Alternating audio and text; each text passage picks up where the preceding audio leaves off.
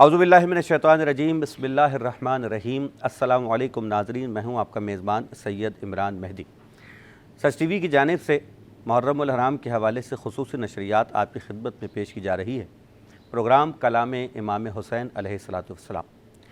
یقیناً کلام امام الکلام ہوتا ہے، اور جیسے قرآن صامت کے معنی کی کوئی حد نہیں، اسی طرح قرآن ناطق یعنی ائمہ معصومین علیہ السلام جو کلمات ارشاد فرماتے ہیں، اس کے معنی آپ بیان کرتے چلے جائیں تو وہ بھی ایک سمندر ہے کہ جس کی کوئی آخری حد نہیں۔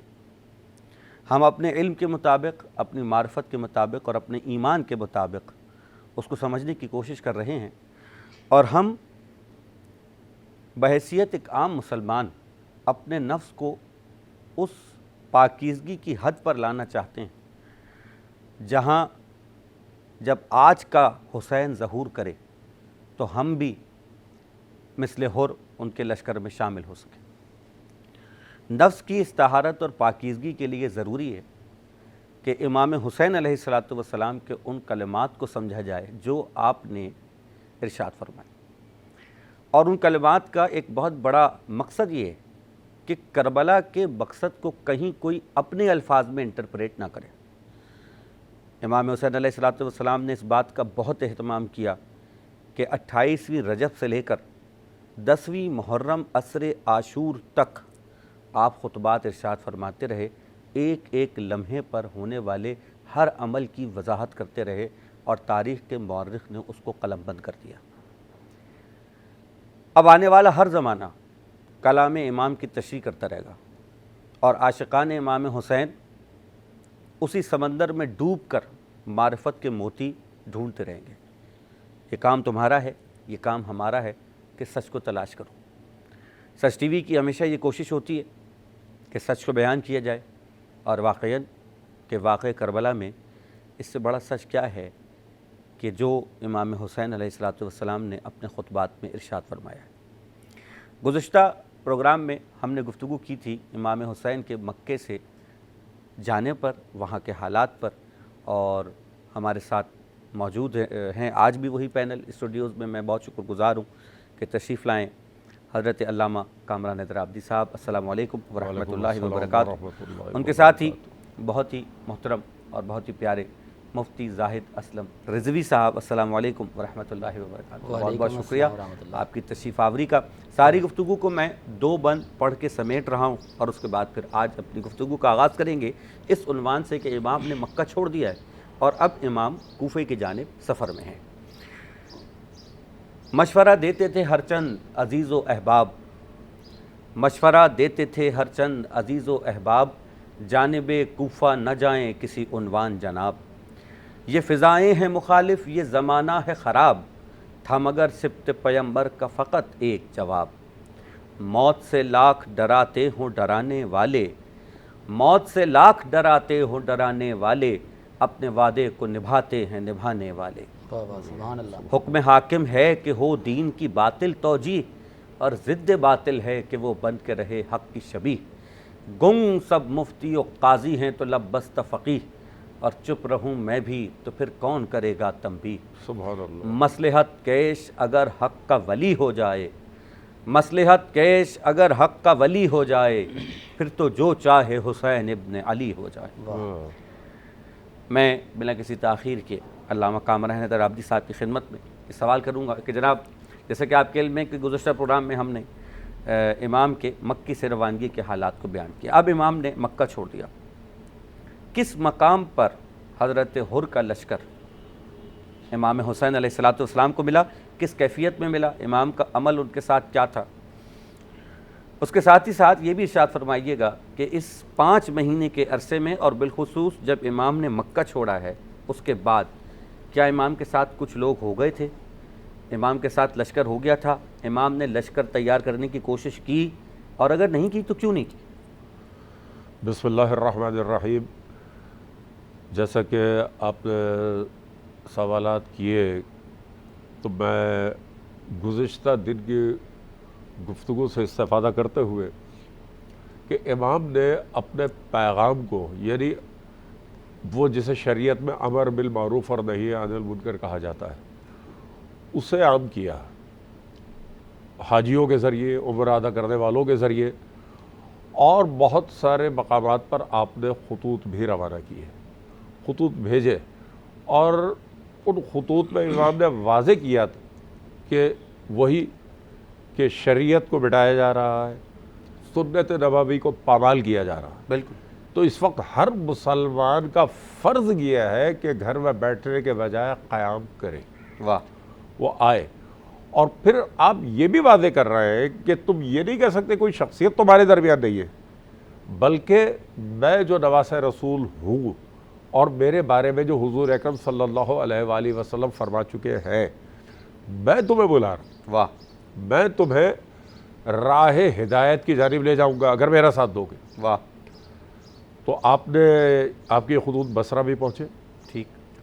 جب بصرہ پہنچے تو بصرہ سے کچھ افراد نے، کچھ مسلمانوں نے کوشش یہ کی کہ امام تک پہنچے اور وہ روانہ ہوئے۔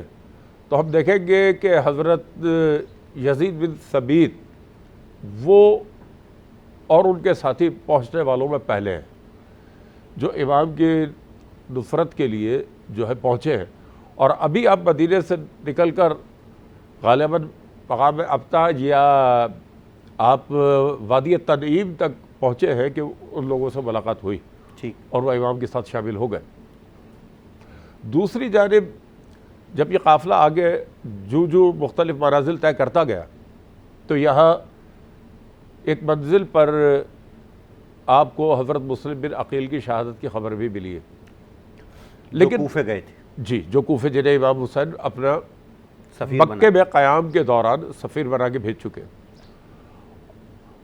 تو اب اس مقام پر امام حضرت قیس بن مصہر کو بھیجتے ہیں کوفہ۔ قیس بن مصہر سداوی، جی سر، ان کو آپ کوفہ روانہ کرتے ہیں کہ وہ اہل کوفہ کو باخبر کر دیں کہ امام راہ میں ہے اور کوفے کے قریب آ چکے ہیں، اور قیس کو ایک خط دیتے ہیں جو کوفے کے کچھ معززین کے نام ہے، لیکن جب قیس قادسیہ تک پہنچتے ہیں تو انہیں گرفتار کر لیا جاتا ہے، لیکن آپ وہ خط ٹکڑے کر دیتے ہیں، اور جب ان پر تشدد کیا جاتا ہے کہ ان افراد کے نام بتاؤ کہ جن کے نام یہ خط تھا، تو وہ ہر قسم کا ظلم برداشت کرتے ہیں، ان کے نام نہیں بتاتے۔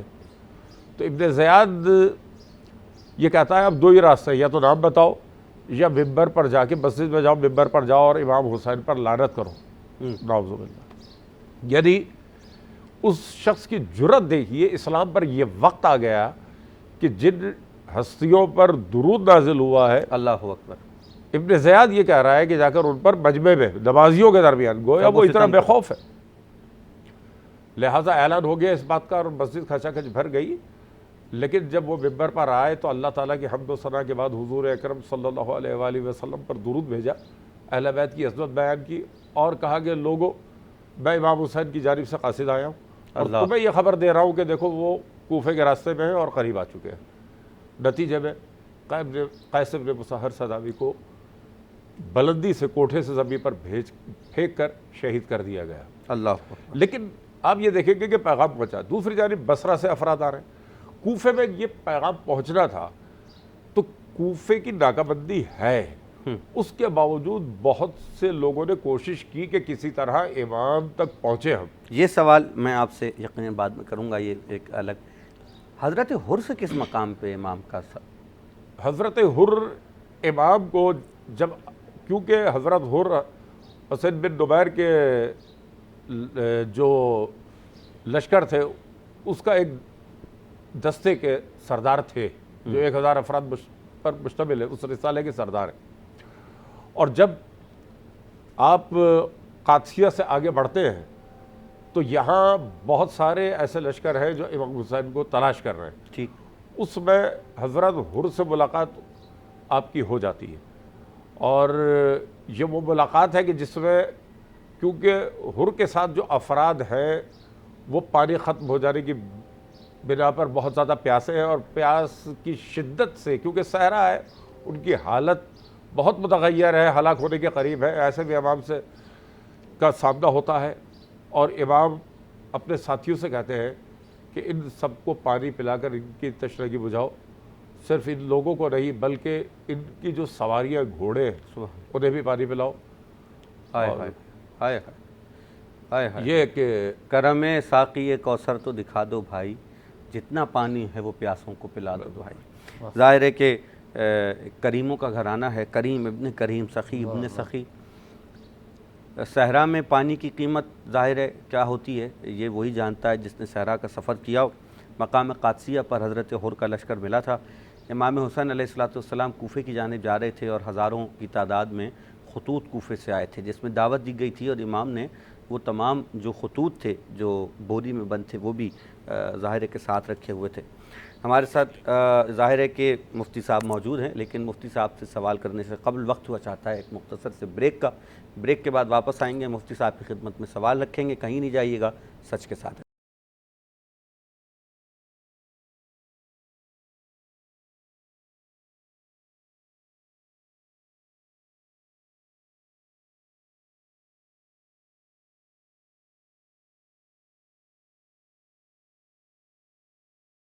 بریک کے بعد ایک مرتبہ پھر خوش آمدید ناظرین کرام، پروگرام جاری ہے کلام امام حسین علیہ السلام۔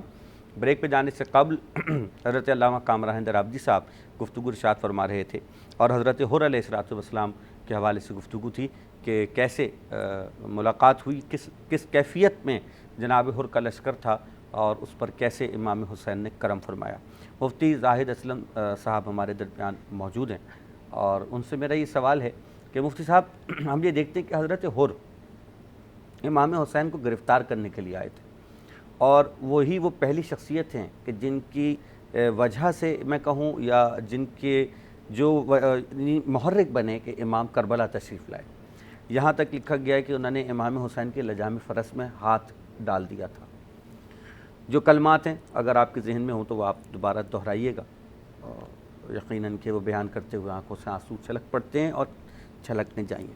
کیا وجہ ہوئی کہ ہم دیکھتے ہیں کہ کربلا میں حضرت حر پھر امام حسین کی طرف سے شہید ہونے والوں میں پہلے شہید ہوئے، نہ صرف خود بیٹے کو بھی بھائی کو بھی اپنے قربان کر دیا۔ بسم اللہ الرحمن الرحیم، ان اللہ وملائکتہ یصلون علی النبی یا ایہا الذین آمنوا صلوا علیہ وسلموا تسلیما۔ اللہم صل علی محمد وعلی آل محمد کما صلیت علی ابراہیم وعلی آل ابراہیم انکا حمید مجید۔ لا الہ تو پڑھ لیا، اب مزال و تاثیر کا، لا الہ کی تہ کے نیچے خون ہے شبیر کا۔ اللہ تعالیٰ نے قرآن میں فرمایا کہ بے شک اللہ اور اس کے فرشتے نبی علیہ السلام پر درود بھیجتے ہیں، اے ایمان والو تم بھی ان پر درود و سلام بھیجو۔ ایک صحابی رسول کی بارگاہ میں سامنے جب یہ آیت کریمہ پڑھی گئی تو عرض کرتے ہیں، حضرت کعب ان کا نام ہے، یا رسول اللہ قد عرفنا کیف نسلم علیکا، ہم یہ تو پہچانتے ہیں کہ آپ پر سلام کیسے بھیجنا ہے، لیکن وکیف نصلی علیکا، آپ پر درود، آپ پر رحمتیں کیسے بھیجنی ہیں۔ بحوالہ مسلم جلد 1 صفحہ نمبر 175، مشکات شریف صفحہ نمبر 86۔ صحابہ رسول عرض کرتے ہیں، یا رسول اللہ ہم درود تو پڑھتے ہیں آپ پر، نماز میں بھی پڑھتے ہیں، التحیات میں بھی پڑھتے ہیں، یا رسول اللہ ہمیں اتنا بتلائیں کہ جو درود ہے اس کی کیا کیفیت ہونی چاہیے، ہمیں یہ بتا دیں۔ میرے آقا امام الانبیاء نبی پاک علیہ السلام نے جواب دیا، فقال رسول اللہ صلی اللہ علیہ وسلم فقولو، اے صحابی تم اس طرح کہا کرو، اللہم صلی علی محمد وعلی آل محمد، یعنی جب تم محمد اور آل محمد پر درود پڑھو گے تو عرش اولا کا رب تم سے پیار کرے گا۔ سوائے کے محرقہ کے صفحہ 144 پہ یہ بات لکھی ہے، میرے آقا نے فرمایا جب مجھ پر درود پڑھا کرو نا، ناقص درود نہ پڑھا کرو۔ عرض کرتے ہیں یا رسول اللہ ناقص درود کیسے ہے، کامل درود کیسے ہے؟ حضور نے فرمایا خالی یہ نہ کہو کہ اللہم صلی علی محمد، بلکہ کامل درود پڑھا کرو۔ اس سے بھی بڑی عظیم اور محبت والی بات لکھی گئی ہے، دار قطنی کی جلد 1 صفحہ 355 پہ لکھا کہ جو ناقص درود پڑھتا ہے نا اس کا درود اللہ کی بارگاہ میں قبول ہی نہیں ہوتا۔ یا رسول اللہ وہ کامل درود کیا ہے؟ حضور نے فرمایا کہ کامل درود وہ ہے جن لوگوں نے کامل درود پڑھ کر اس پر عمل کیا تو وہ حر بن یزید ریاحی حالانکہ آئے تھے یزید کے لشکر میں، جب امام علی مقام کی بارگاہ میں آئے 1000 کا لشکر لے کر آئے، آپ کی مخالفت میں آئے، ان کو گرفتار کرنے کے لیے آئے، ان کو روکنے کے لیے آئے، میرے امام کا جب چہرہ دیکھا، میرے امام کا کردار دیکھا، ان کی صورت دیکھی، ان کی سیرت دیکھے، امام علی مقام جانتے تھے کہ یہ یزیدی لشکر کا پاسبان بن کر آیا ہے، لیکن آپ نے پھر بھی اس سے اچھے انداز میں گفتگو کی، آپ نے پھر بھی اسے محبت بھرے انداز میں جوابات دیے۔ اس کے بعد ہوا کیا کہ چند نمازی تھا، وہ نمازیں پڑھتا رہا، ایک نماز اس نے اکیلے میں پڑھی، جب اس نے امام کا چہرہ دیکھا نا، پھر امام کی اقتداء میں آ گیا کہ جس امام علی مقام کا چہرہ اتنا باکمال ہے، اس کے نانا کی شریعت کتنی باکمال ہوگی، اور جس کا کردار اتنا باکمال ہے، وہ امام علی مقام سر سے لے کر پاؤں تک کتنا باکمال ہوگا۔ پھر نمازیں پڑھتے رہے، عرض کرتے ہیں ہاتھ باندھ کر کہ اے امام علی مقام، آپ یہاں سے واپس چلے جائیں گے، میں آپ کے نوکروں میں شامل ہو گیا ہوں۔ آپ نے فرمایا کہ ہمارا وہ گھرانہ ہے کہ ہم جس منزل کا رخ کر لیتے ہیں نا، اس پر مڑ کر نہیں جاتے، ہم بزدل بھی نہیں ہوتے، ہم واپس بھی نہیں جاتے، اور ہم باطل کے آگے سر کو بھی نہیں جھکاتے۔ آپ روانہ ہوتے رہے، یہی آپ کی سیرت و صورت تھی۔ جب وہ لشکر سجا دیا گیا، ادھر یزیدی ہیں، ادھر حسینی ہیں، حضرت حر بن یزید پوری رات سوچتے رہے کہ کل کو کرنا کیا ہے، فیصلہ کیا کرنا ہے۔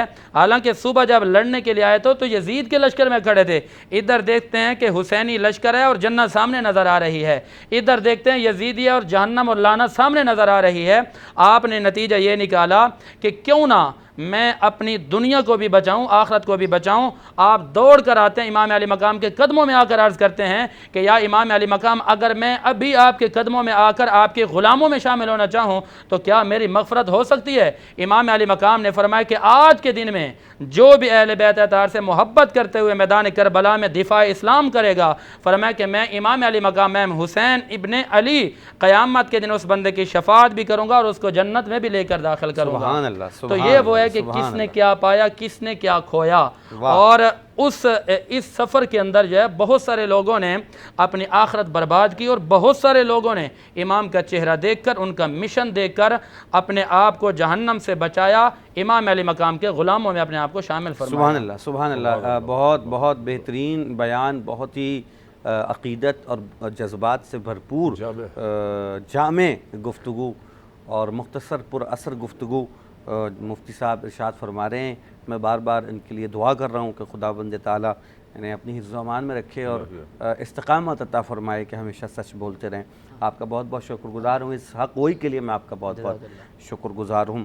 حضرت کامران حیدر عابدی صاحب قبلہ کی خدمت میں یہ سوال بار بار ذہن میں آ رہا ہے کہ ظاہر ہے کہ خط کا تذکرہ آپ نے کیا کہ جو امام عالی مقام نے کوفیوں کے نام لکھا تھا، قیس ابن مصر سداوی، جی قیس ابن مصر سداوی۔ ایک تو یہ ارشاد فرما دیجیے اس خط میں امام نے کیا لکھا تھا، یعنی کوفیوں کے نام کیا پیغام تھا، کیا بات تھی، اس میں کیا چیز تھی جو امام نے کوفیوں کو ایڈریس کی تھی۔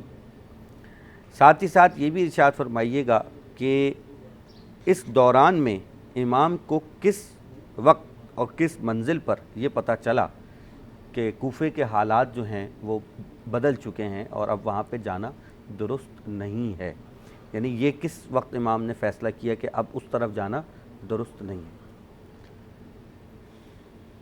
دیکھیے اس میں کچھ روایات میں اختلاف ہے، لیکن منزل غمالہ وہ منزل ہے کہ جہاں پر آپ تک یہ خبر ظاہراً پہنچی ہے کہ حضرت مسلم بن عقیل شہید کر دیے گئے ہیں۔ گو کہ اس سے پہلے شاعر فرزدق سے آپ کی جو ملاقات ہوتی وہ یہ جملے کہتا ہے کہ کوفے والوں کے دل آپ کے ساتھ ہیں لیکن ان کی تلواریں آپ کے خلاف ہوتی ہیں۔ ٹھیک، گویا وہ وہاں کے حالات دیکھ کر آ رہے ہیں اور وہ دیکھ چکے ہیں بدلی ہوئی کیفیت کوفے کی، لیکن امام تو یہ بات جانتے ہیں۔ لیکن یہاں پر کیونکہ امام کے ساتھ مکے سے بہت سارے افراد یہ سوچ کر شامل ہوئے تھے کہ شاید اس میں کوئی دنیاوی فائدہ، کوئی منفعت ہمیں، یہ بڑا اہم نقطہ ہے، بڑا اہم نقطہ جس کی جانب آپ نے، شاید امام جو ہے وہ حکومت کے لیے جا رہے ہیں، لیکن اس مقام پر امام نے سب کو اپنے خطبے کے ذریعے واضح کر دیا کہ دیکھو حضرت مسلم وہاں شہید ہو چکے، ہانی شہید ہو چکے، اور یہ کوفے کے حالات ہیں۔ لیکن اب یہاں دو راہ آ گیا، حق و باطل دونوں سامنے آ گئے.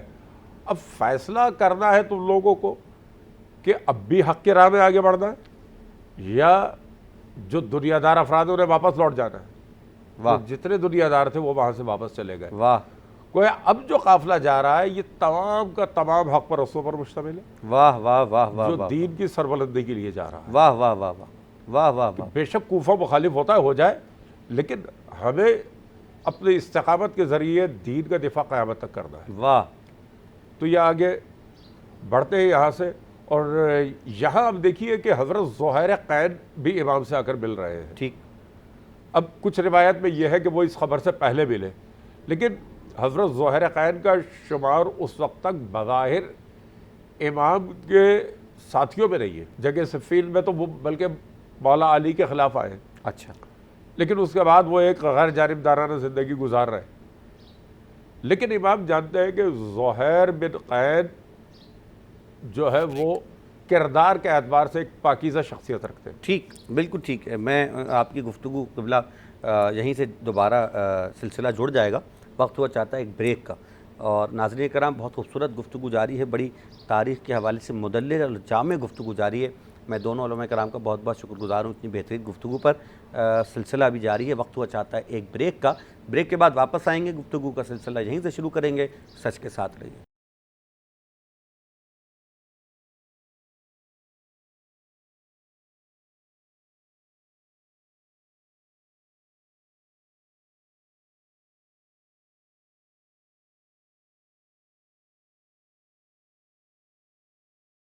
بریک کے بعد ایک مرتبہ پھر خوش آمدید. ناظرین کرام، کلام امام حسین علیہ السلام کے عنوان سے گفتگو کا سلسلہ جاری ہے، اور ظاہر ہے کہ ایک پورے پروگرام آپ کی خدمت میں پیش کیے جا رہے ہیں. بریک پہ جانے سے قبل حضرت علامہ کامران حیدر آبادی صاحب بہت ہی خوبصورت گفتگو ارشاد فرما رہے تھے، اور بتا رہے تھے کہ وہ کیا حالات تھے کہ جب امام نے اپنا سفر کوفے کی جانب شروع کیا ہے، اور اس دوران میں امام علیہ السلام کو کون کون سی شخصیات ملی ہیں، جس میں سے ایک شخصیت کا تذکرہ جناب فرما رہے تھے زہیر ابن قین.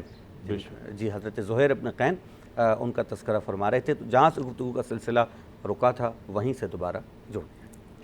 حضرت زہیر ابن قین تاجر تھے، قبیلہ بجل سے تعلق تھا ان کا، اور وہ حج سے واپس آ رہے ہیں اور تیزی کے ساتھ اپنے وطن کی جانب بڑھ رہے ہیں.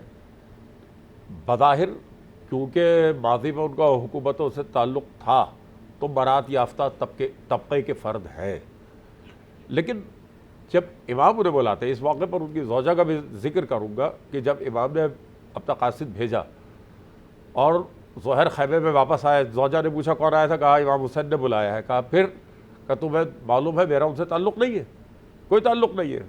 تو اس موقع پر زوجہ نے کہا زہیر کیا جواب دو گے قیامت میں جب زہرت سے سامنا ہوگا. یہاں سے زہیر کی ظاہری کیفیت بدلتی ہے، اور وہ امام کی خدمت میں آتے ہیں، اور جب آتے ہیں تو آ کر کہتے ہیں کہ بھائی تم لوگ تو اب جاؤ. تو وجہ سے بھی کہ میں نے آزاد کیا، اب میرا جینا مرنا امام کے ساتھ ہے. گویا برات یافتہ زندگی چھوڑ کر آپ دربدری کو اختیار کر رہے ہیں، آپ حکومت کے معطوب ہو رہے ہیں، یہاں تک کہ زندگی کو چھوڑ کر موت کا راستہ اختیار کر رہے ہیں. ظہیر یہاں سے بھی حق و باطل کا ایک اہم نقطہ ہمارے سامنے آ رہا ہے. اب اسی منزل سے جہاں حضرت مسلم کی شہادت ملی، حضرت قیس بن مطہر کو بھیجا جاتا ہے کوفے. امام کے خط کا جو لب لباب ہے وہ یہ کہ اہل کوفہ تم آمادہ رہو، میں مدینے سے روانہ ہو چکا ہوں. حق کی سربلندی اور باطل کے خلاف جو شخص قیام کرے گا، قیامت میں وہ ہدایت یافتہ لوگوں میں سے ہوگا، اور جو اس سے انحراف کرے گا ظاہر ہے کہ اس کا ٹھکانہ جو ہے جہنم ہے. امام نے واضح فرمایا. حضرت قیس بن مطہر نے، جیسا کہ میں نے پہلے عرض کیا، کوفے کے لوگوں کو یہ خبر دے دی، اور اس کے نتیجے میں بہت سے کوفی روانہ ہوئے ہیں، اور یہ عذر ختم کر دیا ہے سب کے لیے کہ جانا ناممکن تھا، امام تک پہنچنا ناممکن تھا. اللہ اکبر، اللہ اکبر. یقیناً کہ کوفے کی مکمل ناکہ بندی ہو چکی تھی اور حالات سخت تھے، لیکن اس کے باوجود بھی یہی وہ لوگ تھے کہ جنہوں نے دعوت دی تھی امام حسین علیہ السلام کو، اور امام نے اپنا سفیر بھیجا تھا، پھر اپنے دروازوں کو بند کر لینا اور محض کھڑکیوں سے دیکھنا کہ حالات کیا ہیں۔ تاریخ نے منظر یہی لکھا ہے کہ دروازے سب کے بند تھے، کھڑکیاں کھلی تھی لوگوں کی، اور سفیر حسین گلیوں میں تنہا گھوم رہا تھا۔ دوران سفر ہی جناب مسلم ابن عقیل کی شہادت کی خبر امام حسین کو ملی تھی، اور اس بے وفائی کا یقیناً امام حسین کو ایک بڑا صدمہ تھا، اور اس تنہائی کا احساس بہت بڑھ گیا تھا کہ جو آپ کو مدینے سے نکلنے پہ مجبور کرتی ہے، پھر آپ کو مکے سے نکلنے پہ مجبور کرتی ہے، اور پھر اب کوفے والوں کی بے وفائی۔ مفتی صاحب کیا ارشاد فرمائیں گے اس کوفے والے؟ حضور والا امام علی مقام امام حسین علیہ السلام کا جو تشریف لے کر آنا تھا مکہ سے مدینہ، پھر مکہ سے عراق، پھر وہاں سے ہوتے ہوئے کوفہ میں، دراصل یہ منافقین کی پہچان کرنا تھی۔ در حقیقت ان لوگوں کو اللہ تعالیٰ نے الگ کرنا تھا کہ جو منافق تھے، ان کو الگ کرنا تھا کہ جو رسول اللہ کی اولاد کے عاشق تھے۔ اصل امتحان یہ تھا، ورنہ امام علی مقام جانتے تھے کہ ان بدبختوں نے کرنا کیا ہے ہمارے ساتھ۔ اللہ اکبر۔ جن کو دھوکے سے کوفے بلایا گیا، اس حسین ابن حیدر پہ لاکھوں سلام، کیوں نہ سلام ہو۔ اللہ نے فرما دیا تھا سلام علی الیاسین، کہ ان پر سلامتی ہے۔ اصل میں امتحان ہو رہا تھا ان ضمیر فروشوں کا، امتحان ہو رہا تھا ان بدبختوں کا، امتحان ہو رہا تھا ساتھ چھوڑ کر جانے والوں کا، امتحان ہو رہا تھا دولت کی ہوس میں بکنے والوں کا۔ امام علی مقام کو تو حضرت عبداللہ ابن عباس نے بتا دیا تھا، پورے احوال بتا دیے تھے، جب انہوں نے آ کر کہا کہ آپ آگے نہ لے جائیں، یہ بڑے ضمیر فروش لوگ ہیں، انہوں نے آپ کے بھیا جان امام حسن علیہ السلام سے کیا کیا، انہوں نے خیمے لوٹ لیے، انہوں نے ان کو قاتلوں کے حوالے کر دیا، انہوں نے آپ کے ساتھ پہلے بھی کوئی اچھا سلوک نہیں کیا، لہذا آپ نہ جائیں۔ امام علی مقام نے ان کو جواب دیا، آپ نے فرمایا کہ بات یہ ہے کہ میں نے جب اپنا نمائندہ اور سفیر بھیجا نا حضرت مسلم کو، تو ایک دن کے اندر 80,000 لوگوں نے میرے نام کی بیعت کی ہے ان کے ہاتھ پر، اب میں کیوں نہ جاؤں؟ اگر میں نہیں جاؤں گا تو دنیا کہے گی کہ امام علی مقام ہدایت کا درس دینے کے لیے وہاں نہیں گئے، یا دنیا یہ بھی کہہ سکتی تھی کہ وہ جی ڈر گئے ان سے۔ آپ نے فرمایا کہ ہمارا گھرانہ لجپال گھرانہ ہے، ہم نے جانا ہی جانا ہے۔ آپ آئے، حالانکہ آپ کو یہ بھی پتہ چل گیا تھا کہ بدبختوں نے ان کو شہید کر دیے، ان کے 2 بیٹوں کو بھی شہید کر دیے، اور ان کو یہ بھی پتہ چل گیا تھا کہ اب تو وہاں کے حالات یہ ہو گئے ہیں کہ جو حسینی مشن کے لوگ ہیں وہ تو ان کو بھی قید کر رہے ہیں، وہ تو ان پر بھی ظلم و ستم کر رہے ہیں۔ آپ نے ان سے اتمام حجت کے لیے اپنے ساتھیوں کو فرمایا، دیکھو لڑائی نظریات کی ہے، میری اور یزید کی ہے، اور تم اگر جانا چاہتے ہو تو چلے جاؤ۔ لیکن جو وہاں پر ضمیر فروش تھے نا، وہ اس وقت بھی واپس چلے گئے۔ جو حسینی تھے انہوں نے کہا کہ اگر آج ہم آپ کا ساتھ چھوڑ کر چلے جائیں گے تو قیامت کے دن آپ کے نانا کو کیا منہ دکھائیں گے؟ اگر قبر کے اندر رسول اللہ نے آ کر ہم سے رخ انور موڑ لیے تو ہماری زندگی کا فائدہ کیا ہوگا؟ ہم تو برباد ہو جائیں گے۔ انہوں نے کہا کہ آپ کے ساتھ ہم چلیں گے۔ پھر ہوا کیا؟ آپ وہاں پر آ گئے، آپ نے لوگوں کو بلایا، اور ان کی بے وفائی کا عالم دیکھیے کہ کچھ چھپ گئے گھروں میں، جس طرح کہ آپ نے فرمایا کھڑکیوں سے جھانک جا کر دیکھے تھے۔ کچھ وہ تھے جب آپ نے آ کر نماز پڑھائی، نماز کے پیچھے آ کے پیچھے امام کے اللہ اکبر کہہ کے نیت کی، قیام کیا، رکوع کیا، جب امام سجدے میں گئے نا، ان بدبختوں نے وہاں پر بے وفائی کر دی۔ لیکن رب العالمین نے فرمایا کہ اے حسین یہ مت سمجھنا کہ حسین اکیلا ہے، بلکہ فرمایا ان اللہ مع الصابرین، کہ اللہ تبارک و تعالی صابروں کے ساتھ ہے، اور حسین علیہ السلام تو پوری کائنات کو صبر سکھانے کے لیے آئے ہیں۔ تو انہوں نے اپنی بے وفائی کی، امام علی مقام نے اپنی وفاداری اور اپنی محبت کو پوری دنیا کو بتا دیا، اور پوری دنیا کے نوجوانوں کو، بوڑھوں کو، اسلام والوں کو بتا دیا ہے کہ اسلام منافقت کا نام نہیں ہے، اسلام سچے مومن کا نام ہے، اسلام جو ہے رسول اللہ کی غلامی کا نام ہے، اہل بیت اطہار کی غلامی کا نام ہے۔ سبحان اللہ، سبحان اللہ۔ میں بہت شکر گزار حضرت علامہ کامران حیدر آبادی صاحب آپ کا، رضوی صاحب آپ کا بہت بہت شکریہ، آپ تمام لوگوں کی محبتوں کا۔ دعا ہے پروردگار عالم ہمیں امام حسین کے لشکر میں شامل افراد کے جیسا بننے کی توفیق عطا فرمائے، اور جو حق ہے ان سے محبت کا وہ حق ادا کرنے کی توفیق عطا فرمائے۔